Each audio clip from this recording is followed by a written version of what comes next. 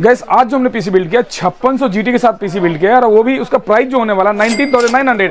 आप लोग भी इस टाइप का पीसी कस्टमाइज करा सकते हैं अपने हिसाब से। चैनल में बहुत सारे वीडियो हैं और स्क्रीन में नंबर दिखेगा आपको, वहां से कॉल कर सकते हैं, बुक कर सकते हैं। तो बढ़ते हैं इसके कंपोनेंट्स के ऊपर, क्या क्या हमने लगाया इसमें, क्या क्या कंपोनेंट्स यूज किया हमने इसके।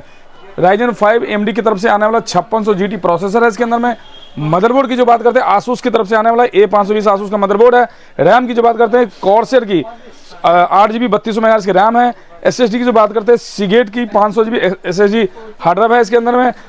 पावर सप्लाई की जो बात है Zebronics 5 वाट पावर सप्लाई, और साथ में ही 3 पंखे वाला कैबिनेट लाइट से चमचमाते हुए। इस टाइप का यदि पीछे से तो आपको स्क्रीन में नंबर दिखेगा और कॉल कर सकते हैं, बुक कर सकते हैं।